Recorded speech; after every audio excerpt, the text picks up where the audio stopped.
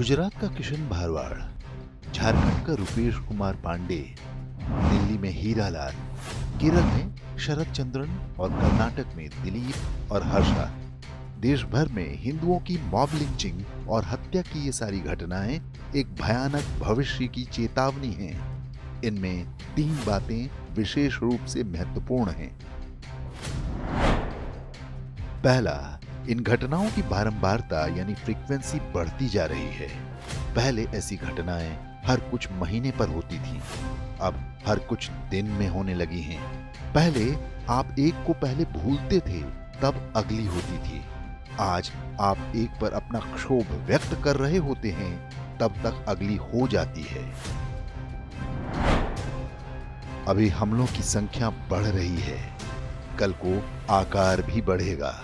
जो हत्याएं आज हर कुछ दिन पर हो रही हैं, वे हर रोज कई होंगी और फिर एक दिन बहुत सारी होंगी। ठीक वैसे ही जैसा डायरेक्ट एक्शन डे को हुआ था, यानी हम उनके नियत डी डे के निकट और निकट पहुंच रहे हैं। हमारे इतिहास में ऐसा कई बार हो चुका है, लेकिन हमने या तो अपने इतिहास को भुला दिया या हमें वो इतिहास बताया ही नहीं गया।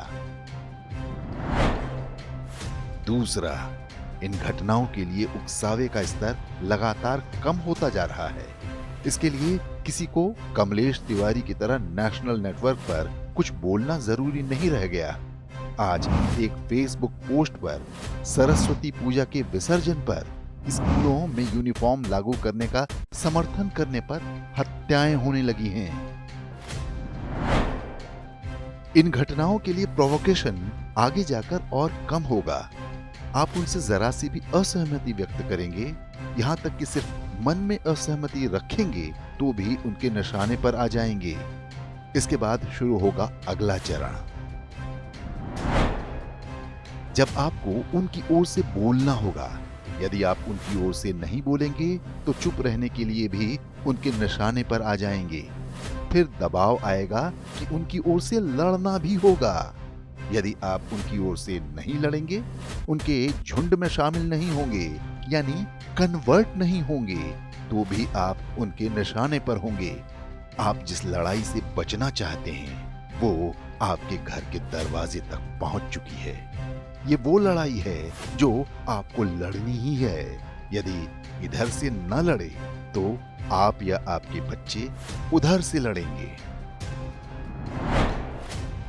तीसरी और सबसे महत्वपूर्ण बात ये कि अब ये घटनाएं कभी कभार हो जाने वाली रैंडम नहीं रह गई हैं।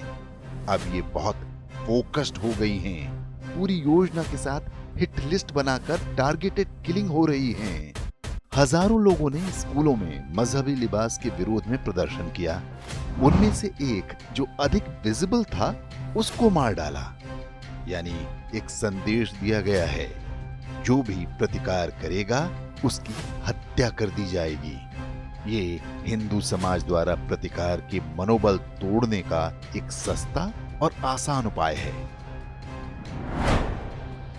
हर खेल के अपने नियम होते हैं। क्रिकेट का नियम है रन, जिसने ज्यादा रन बना लिया वो जीत गया। फुटबॉल का नियम है गोल, जिसने ज्यादा गोल किए वो जीत गया। आपकी ड्रिबलिंग स्किल, आपकी स्क्वायर कट की टेक्निक मायने नहीं रखती। हम युद्ध में हैं। दुर्भाग्य से हमारा जस्टिस फॉर हर्षा कहना हमें युद्ध नहीं जिता सकता। फिर भी हमारे मन मस्तिष्क में पल रहा क्रोध महत्वपूर्ण है। वो हमारे संघर्ष को वैधता देता है। जो तटस्थ हैं, निरपेक्ष हैं, उन्हें शत्रुबोध कराता है। फिर भी मात्र इस भरोसे युद्ध नहीं जीत सकते। युद्ध का नियम है हिंसा। यहां जो अधिक हिंसा करने में सक्षम होता है, वही जीतता है।